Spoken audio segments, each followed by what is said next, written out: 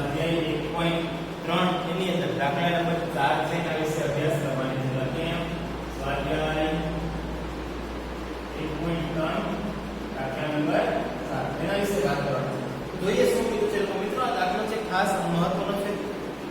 શા માટે તેની પાછળનું કારણ તો કે અહીં જે દાખલો આપેલો છે લાસ્પેર પાસેર અને ફિશરનો સૂચકાંક શોધવાનો, પરંતુ તેની અંદર એક ટ્વિસ્ટ કરેલો છે. શું છે તો અહીં તમારે રૂપાંતર કરવાનું છે. હવે કઈ રીતે રૂપાંતર કરવાનું છે એના વિશે વાત કરીએ. તો એ પહેલા આપણે રકમ સમજી કે શું કીધું તો કે નીચેની માહિતીને આધારે વર્ષ 2014 તરીકે લઈ આધાર વર્ષ તરીકે કીધું 2014 તરીકે લઈ 2015 માટે લાસ્પેર પાસેર અને ફિશરનો સૂચકાંક ગણો. 15 આપણા માટે ચાલુ વર્ષ છે, 2014 આપણા માટે આધાર વર્ષ છે. હવે તો પહેલો સ્ટેપ કે આપેલી રકમ છે તેને આપણે સમજીએ. તો કે અહીં ચાર વસ્તુ આપેલી છે, વસ્તુ A, B અને C અને D, ચાર વસ્તુ. હવે એના પછીની કોલમ છે એ ખૂબ મહત્વની છે. જેની અંદર એકમ આપ્યો છે. આ એકમ છે ને આપણા માટે અત્યારે ખૂબ અગત્યનું. હું અહીં એકમ લખીશ પહેલા તો એકમ આપણે લખીએ શું આપેલું છે તો 20 કિગ્રા લખીએ 20 કિગ્રા ખાલી કિગ્રા ક્વિન્ટલ અને ત્યારબાદ આપણું છે ડઝન. 20 કિગ્રાનો ભાવ છે કિગ્રા ક્વિન્ટલ. ક્વિન્ટલ તમારા માટે સમજો. એક ક્વિન્ટલ હોય ને મિત્રો ત્યારે 100 કિલો હોય છે. કેટલા કિલો થાય હું લખી દઉં છું. એક ક્વિન્ટલ બરાબર 100 કિલો. ત્યારબાદ ડઝન.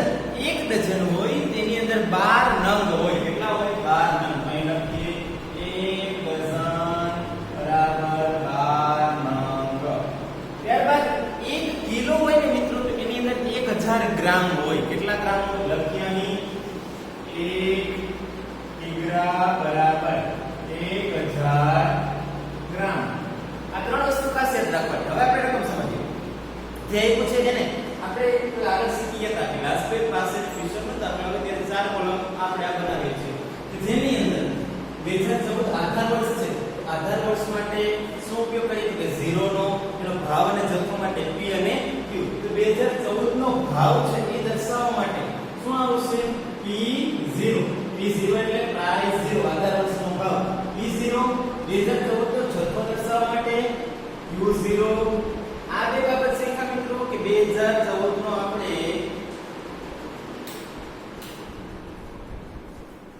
જથ્થો દર્શાવ્યો અને ભાવ દર્શાવ્યો. હવે વાત કરીએ 2015 ની.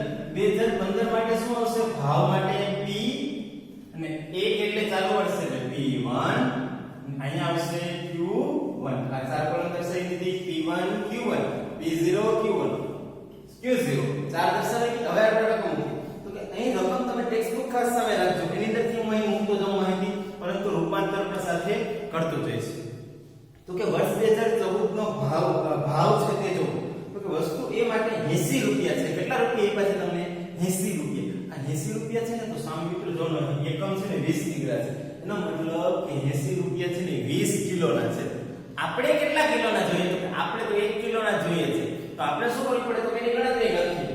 એ લખીએ 2014 વસ્તુ A ભાવ બરાબર 80 ભાગ્યા કેટલા કિલોના છે 20 કિલોના. 80 ભાગ્યા 20 બરાબર 4 આવે. આપણે અહીંયા શું લખશું 4. સમજાણો? 20 કિલોનો ભાવ 80 રૂપિયા છે, 20 કિલોના છે, પરંતુ આપણે 1 કિલોના જોઈએ છે. 80 ભાગ્યા 20 કરોડ એટલે કેટલા આવશે 4. નેક્સ્ટ જોઈએ તો કીધું છે કિગ્રા. 1 કિગ્રા અને ભાવ શું આપ્યો છે 20 રૂપિયા. 2014 નો વસ્તુ B નો ભાવ જો તો 20 રૂપિયા. તો એને કઈ નહીં કરીએ, એને એમને 1 કિલોના 20 રૂપિયા છે અને આપણે 1 કિલો જોઈએ છે. અહીંયા 20 ના 20 આવી ગયા. ત્યારબાદ આપ્યો છે વર્ષ 2014 નો વસ્તુ C નો ભાવ જો તો કે 2000 રૂપિયો. 2000 રૂપિયો છે ક્વિન્ટલ ના આપ્યા છે. શું લખેલું છે ક્વિન્ટલ. ક્વિન્ટલ એટલે 100 કિલો થાય. કેટલા કિલો થાય 100 કિલો. તો 2000 રૂપિયા છે કે 100 કિલોના છે. મારે કેટલા કિલોના જોઈએ મારે 1 કિલોના જોઈએ. તો હું શું કરીશ અહીંયા ભાગાકાર કરીશ. કેનો તો વસ્તુ C નો છે તો લખીએ 2014 વસ્તુ C બરાબર ભાવ બરાબર કેટલા રૂપિયા છે તો કે 2000 ને ભાગ્યા કેટલા કરશું 100 બરાબર આવશે 20. અહીંયા કેટલા મૂકશું 20. ત્યારબાદ ભાવ 48 રૂપિયા. શું આપ્યો છે? 48 રૂપિયા. આ 48 રૂપિયા છે ને મિત્રો, એ કેના આપેલા છે? તો કે ડઝન ના આપેલા છે. કેના આપેલા છે? ડઝન ના. તો મેં હમણાં જ કીધું તો અહીંયા કે 1 ડઝન એટલે 12 નંગ થાય. આપણે શું કરવું પડે? એનો ભાગાકાર કરવો પડે. અહીં લખીએ 2014 વસ્તુ ડી ભાવ તો કે 48 રૂપિયા છે, એ 12 ના છે. આપણે 1 ના જોઈએ. 48 ભાગ્યા 12 બરાબર 4 રૂપિયા મળી ગયા. આ P0 મળી ગયા. હવે આપણે શું મૂકીએ? તો કે Q0 એટલે જથ્થો થાય છે. શું થાય છે? જથ્થો. ને જોઈએ તો કે વર્ષ 2014 નો જથ્થો જો સૌપ્રથમ કેટલો આવ્યો છે? 5 કિલો. મારી પાસે ભાવ છે 1 કિલોનો છે, તો હું 5 કિલોના 5 કિલો એમને મૂકી દઈશ. અહીં 5 ના 5 એમને આવશે.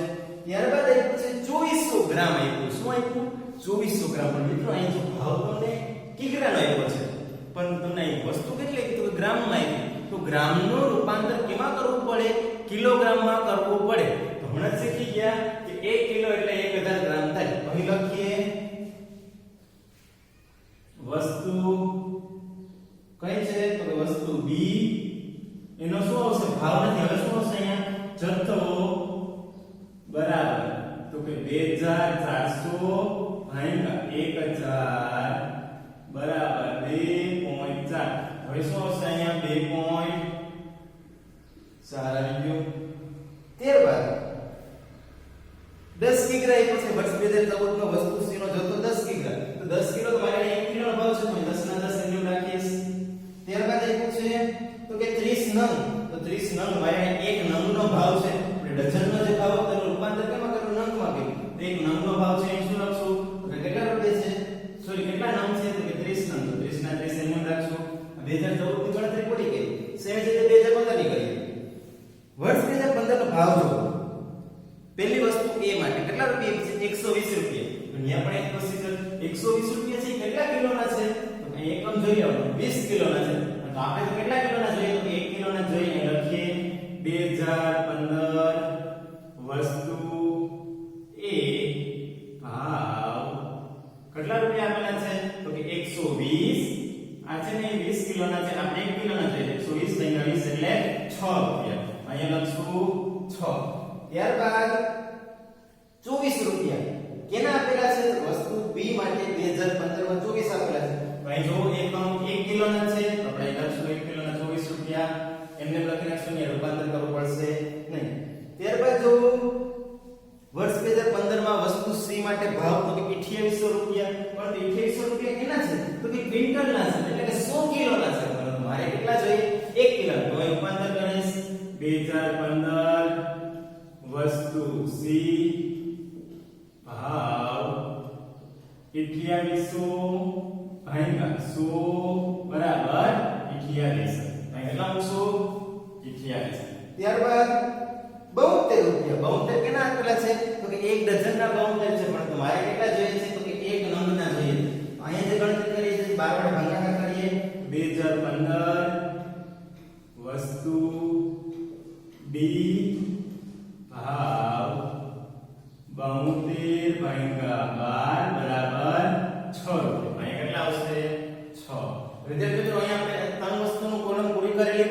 હવે આગળની વસ્તુ જોઈએ એ પહેલા એક વસ્તુ ચેક કરી લેવાની કે રૂપાંતર જે છે એ આપણું યોગ્ય રીતે થયું છે કે નહીં. જો રૂપાંતર યોગ્ય રીતે ન થયું હોય તો તમારે દાખલામાં ભૂલ આવવાની શક્યતા રહી શકે. હવે આપણે દાખલા ગણીએ. હવે 2015 માટે Q1 મેળવીએ. જથ્થો એનો સમજો. તો કે વર્ષ 2015 માં જથ્થો જો વસ્તુ એ માટે કેટલા કિગ્રા આપેલો છે? 7 કિગ્રા. તો 7 ના 7 એમને લેશે. પછી આપેલું છે 4000 ગ્રામ આપેલો છે. અહીંયા 4000 ગ્રામ એક મારે એટલે તો કિલોગ્રામ છે. તો 4000 ગ્રામ એટલે કેટલા કિલો થાય? તો 1000 ગ્રામ એટલે 1 કિલો. તો 4000 ગ્રામ એટલે 4 કિલો થાય. લખ્યું અહીંયા 4. ત્યારબાદ 15 કિગ્રા. 15 કિગ્રા અહીં મારી પાસે ક્વિન્ટલ આપેલ છે. એનો કોઈ ભાવ મારી પાસે કેટલો છે? 1 કિગ્રાનો ભાવ છે. તો અહીં લખીશ 15 ના 15. ત્યારબાદ કીધું 35 નંગ. અમારી પાસે 1 નંગનો ભાવ છે. 35 નંગનો ભાવ પણ અહીંયા આવશે. એટલે શું સમજી ગયા મિત્રો? હવે આપણે આ ચાર મળી ગઈ કોલમ, આ ચાર કોલમ મળી છે. પછી એના આધારે ચાર કોલમ બીજી બનાવી શકીએ. તો આ ચાર કોલમ બનાવી તો આના માટે મેં તમને કીધું હતું કે તમારે બે અંક યાદ રાખવાના. ક્યાં ક્યાં અંક? તો એક પેલો 1000 અને બીજો આવવાનો 1101 આ બે અંક યાદ થઈ જાય તો આ ચાર કોલમ મળી છે કઈ રીતે જોઈએ સૌપ્રથમ બધામાં છે ને p અને q p q q ને એ બધા 1000 મૂકીએ 1 0 0 0 પછી 1 1 0 1 એટલે વસ્તુ સમજી ચાર કોલમ હવે શું કરવાનું છે ગુણાકાર કરવાનો છે આપણે ફરી ગુણાકાર તો પહેલી કઈ કોલમ હશે p1 q0 p1 અને q0 આ બંનેનો ગુણાકાર ક્યાં મૂકશું આપણે અહીં દર્શાવશું તો ત્યાં મૂકતા જઈએ ગુણાકાર એ પહેલા એક વસ્તુ કે આ ચાર કોલમ છે તેની અંદર ગણતરી કરતી વખતે ખાસ ધ્યાન રાખવું જો અહીં ગુણાકારની અંદર ભૂલ થઈ શકે તો દાખલો તમારો કેવો પડી શકે તો કે ખોટો પડી શકે તો હવે આગળ જે આપણે દાખલાની શરૂઆત કરીએ કે જે ચાર કોલમ આપેલી છે તેને આપણે ગણતરી મૂકીએ ચાલો પ્રથમ શું આપેલું છે તો કે આપણે જે p1 q0 મૂકીએ તો 5 6 આ બંનેનો ગુણાકાર p1 અને q0 5 6 30 પછી 24 ગુણ્યા 2.4 24 ગુણ્યા 2.4 કરશો એટલે આવશે 57.6 28 ગુણ્યા 10 કરશો એટલે આવશે 280 30 ગુણ્યા 6 કરશો એટલે આવશે 180 આ ચાર કોલમ મળી ગઈ આપણે આ ચાર કોલમ મળી જાય ત્યારબાદ હવે આગળ વધીએ p0 q0 આ બંનેનો ગુણાકાર ચાલો 4 50 20 તેમાં 20 ગુણ્યા 2.4 કરો 20 ગુણ્યા 2.4 કરશો એટલે આવશે 48 ત્યારબાદ 20 ગુણ્યા 10 કરો એટલે 20 10 200 ત્યારબાદ 3 ગુણ્યા 30 ગુણ્યા 4 કરો એટલે 120 ચાલ બે કોલમ મળી ગઈ ત્યારબાદ ત્રીજી કોલમ p1 q1 આ બંનેનો ગુણાકાર ચાલ 6 7 42 24 4 96 15 ગુણ્યા 28 કરશો 15 ગુણ્યા 28 કરશો એટલે આવશે 420 ત્યારબાદ 35 ગુણ્યા 6 કરશો એટલે આવશે 210 તો આ બે કોલમ મળી ગઈ તો ત્યારબાદ લાસ્ટ કોલમ હતી p0 q1 પહેલી અને છેલ્લી ચાલો 7 4 28 20 4 80 15 ગુણ્યા 20 એટલે 300